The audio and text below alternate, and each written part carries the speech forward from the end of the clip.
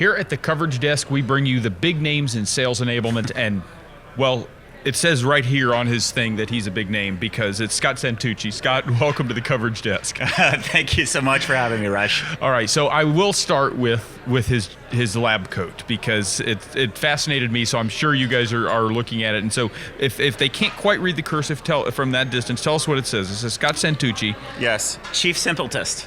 And that does not indicate any sort of lack of intellectual rigor on Scott's part. It does indicate a manner of thinking. Tell us what it means. Well, I love the saying, sales is simple, but simple is hard. And when you start thinking about all the things that we're doing with sales moving forward today, with all the different stakeholders that we're dealing with, the new movement to be platform-driven and adoption-driven, sales couldn't be more complex than it's ever been. So the real business problem that we're addressing with sales isn't the salespeople or the sales training or the content, it's complexity. And the way that you solve complexity is you get really, really, really smart about what's simple. And I think then the key question is simple for whom? And we believe at Growth Enablement that it's simple you make it simple for your sellers to make it simple for your customers so that they can have a conversation. One of the just before this, we talked to Sergey Medved about artificial intelligence. Mm-hmm. And to me, that's a really good example of what you're talking about, where artificial intelligence, I'm sure at many levels is very complicated, but the goal is to get it to where it makes it simple. Mm-hmm. Because that salesperson has less to deal with because the machine learning did it for him. Yeah. Or her. Well, so my stance on that is I'm more on the human intelligence. Mm-hmm. We're human beings. We're always going to be human beings. Human beings are always going to make decisions about buying things. What's the human condition, right? So what I mean by that is we hear a lot of statistics about X percentage of buying has already been done and everything like that. And that's true, but it's not true. In our daily lives, there are some things that you don't want to talk to a salesperson over because you already know how to buy it and you want it self-service. There are other things that you don't have the foggiest idea and you want to talk to somebody about it before you want to buy. Well, your buyers in B2B are the same way. Some of the executives know exactly what they want and get out of the way. But also those same individuals have a lot of things that they don't have any idea what they're doing. So the whole idea is, how do we provide the information for the people who don't know what they're doing so that we can enable them to buy? And that's a very human-driven thing because you're dealing with, I don't know. You're dealing with fear factors of that. You're dealing with, how do I structure information? And there's a lot of different variables there. So I'm not going to say I'm pro or con AI. I'm very much about humans. The among us. Yeah, exactly. It doesn't work unless the goal of it is to accomplish what you were just talking about. That's right. And what we're learning is that in most cases, one of the things that we have to do is there's a couple stages that people go through, and it's another, so I think it's sort of a myth about the buying journey and all that other stuff. If a customer doesn't know what they're looking for, they're not really buying anything. The first issue is we have to think about what decisions do we need to make and how do we be successful and what does success even look like in the first place. These are all opportunities for us. So the first step in that process is, how do you create a vision? To whom do you create that vision to? Inside companies today, there's many stakeholders. So how do you manage all those different stakeholders and equip the reps to be able to have those conversations? It's hard to get somebody in finance and somebody in marketing on the same page. They don't even speak the same language. So these are all the challenges that we're not doing today, and they are death to pipelines, death. Well, and with companies and the world being more international, they really might literally not speak the same language. And you also have that as well, right? So I think it's an interesting point. You have the Spanish, English, Russian, French translation, throw in those cultures. I think the bigger divide is actually between the internal functions themselves. How detailed has finance gotten and precise, and how much jargon has encroached that? We in sales like to say that don't use jargon with clients, but the sales space has gotten unbelievably jargony. I've been in this my whole life. Honestly, sometimes I have no idea what people are talking about with whatever term they want to use. Like jargony. Jargony. Yeah, exactly. Thank you. Thank you for making me a jerk there. But then in marketing, we have a lot of individual roles that are expanding out, and all of these different things they're doing, tactics that we're doing. Professional services all have their own. So as we get more and more detailed and we do more and more change, the opportunities for us to not talk amongst each other increases exponentially. So this is part of the science of sales, right? The science is that complexity is a factor of permutations, and the more permutations of difference you create, the greater the lack of clarity. So how do you get back to that clarity so that we can sell multiple stakeholder people and make sure that people are motivated, make sure that people have the adoption? All of this stuff has to happen, or else we're not going to be successful. Well, and that gets back to what you're talking about on the human side of it. That last mile in the scenario you're talking about, where the buyer needs the help of the seller, that last mile has to be that human element. That's really where it comes in. And if you don't have that in your thinking, you're probably doing it wrong. That's true. I would also say there's that first mile in the first place too, to get the light bulb to go off for the client, for the customer who doesn't know anything that's going on. Somebody has to plant that light bulb, that aha moment in the first place, and that also needs to be done by sales. And we're not creating enough space for that to happen. And here's another interesting thing back to science. One of the things that's fascinating is we do more and more neuroscience. Did you know, I didn't really know this, but we are genetically designed or created, however you want to say that. I don't want to get into that debate, or have evolved. Whatever it is, there's something about humans is we're designed to be connected with each other, with a tribe. And if you think about it, evolutionarily wise, if that's a word, we're not really set up to survive out in the wild, right? A tiger would have our way with us if we're out there just with like a caveman suit. With just a lab coat. Right. Yeah, right. It was just a lab coat. I wouldn't. But where we thrive is when we create a community, right? Create a group. But the reason I bring this back to science, because we're getting so good at neurology, we've learned that there's actually neurons in our brains that are called mirror neurons. And mirror neurons are the element, the biological thing that allows us to have empathy. So it's built into our DNA. And what's interesting is we train roles to just be the job, we train out that empathy. So part of what it is how do we tap that in, because it's really easy for humans, a group of humans, to unite together if you learn what that is. But if we just do it by, here's the book, here's the tactics, et cetera, it doesn't work. So that's another thing that we're finding that's really, really effective, is this concept of navigating the agreement network, the techniques that you use to do it.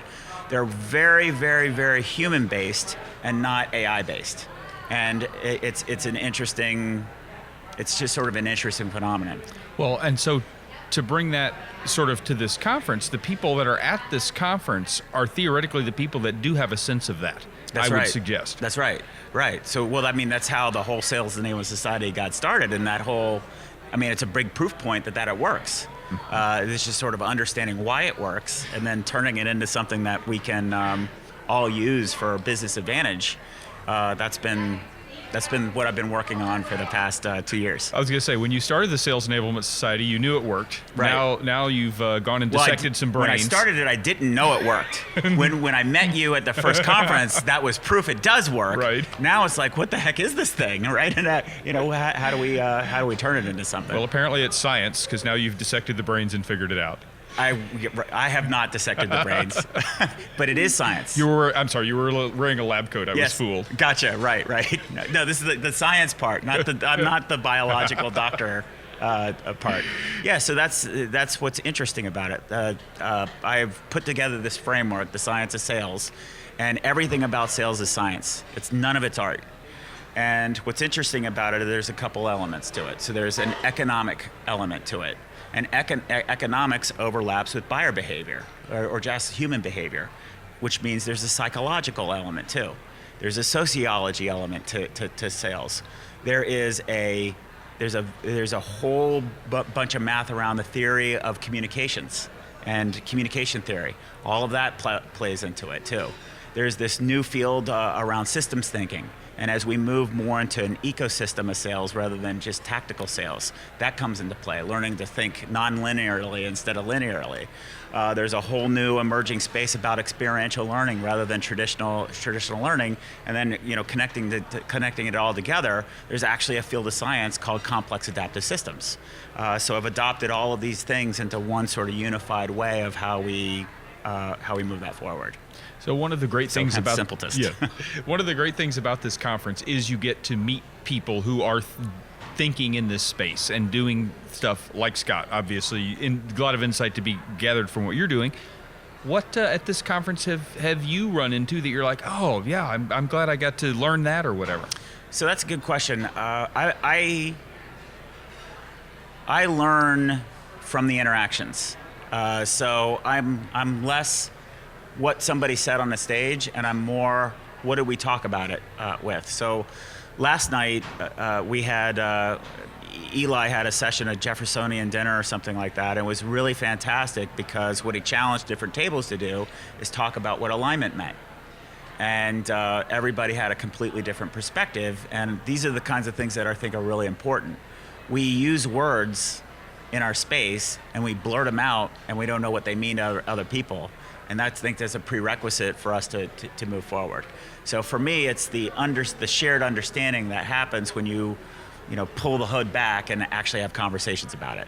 Fascinating. All right, excellent. Scott, thank you for joining us. Always, thank you so much. And it's great. It's great what you do here. It's fantastic. This is your third coverage desk. What have you learned from doing the coverage desk today? Or this week? Well, and it's funny. As I talk to people, I learn things that I feel like then should be spread out. So one of the things was the artificial intelligence we were just talking about, because Sergey had some really interesting insights. I was like, we need to get those out so that people understand them. Right. We just got through talking to Craig Nelson. I learned history of sales enablement today, that he was doing it back when I didn't even know there was that you could even call it something like that. So I've picked up on that. I think one of the things that I've heard several times as a theme is how sales enablement has now progressed to the point where it is becoming more of a C-suite staple, where the people in the higher ranks of companies are starting to realize that, yes, this is a thing that we need to, A, be aware of, B, invest in. Right. And I think that is valuable. We had the conversation with Craig about a place I had worked where I didn't feel like sales enablement, not that we knew to call it that at the time, was even a thing. And I feel like the point where now executives are recognizing that it should be a thing is really valuable. So what I would suggest as an idea is you have a sample set yourself. You have now become your own data set, right? Because all the interviews that you've done, you're basically a focus group, right? A synthesis of a focus group. How could somebody interview you to take out what that feedback would be so that it could be shared? Because right now in a conversational format, it's not going to be digestible for most people. A lot of people don't want to absorb information that way. They want the talking points and the bullets. How would we do that? It's a good point. Well, okay, so here's another thing I've learned here is talking to some of the vendors that are doing cool things with video. And like you take a vendor like Chorus.ai that takes sales calls and helps companies analyze them through some neat audio technology. It's probably something like that. It's probably a figuring out what the synthesis was. Maybe there are transcripts that could be gone through and analyzed and stuff like that. Yeah. Now, so for instance, like YouTube has an automated transcriber. Mm-hmm. If you watch a video on YouTube, you can get the machine, did its best to transcribe what was said. Mm-hmm. There's probably a way to automate sorting through that. Perhaps, who knows, right? So, I think for me to sum that up, what's valuable about that is I like to walk away from something with questions. Mm-hmm. For me personally, I've learned most people don't like to walk away with something with questions. So how do you find a balance to say, this is the space to come to get what question should you be asking? Because that's what I like to do, is I like to spend a lot of time figuring out what's the one question. Because then when I get it down to one question, then you can solve human beings can solve any problem, mm-hmm. right? But when too many people are trying to solve their own view of what the question is, then we just create random acts of sales enablement, and it's just chaos. Right, which totally gets back to how we started this about being a simpletist. That's right, exactly. Yeah, thank you for taking us full circle. Nice. All right, well, I'm with the chief simpletist, and I'm allowed to call him that. He's wearing it right on his That's lab right. coat. Scott Santucci, and so thanks for being at the coverage desk. Thank you for joining us, and thank you for always being fascinating to talk to, whether we're here or anywhere else. Excellent. Thank you so much. All right, thank you, Scott. All right, we'll be back more. We'll have a couple more coverage desk updates before the day ends. It's the last day of the Sales Enablement Conference. Stay with us. Excellent. Thank you.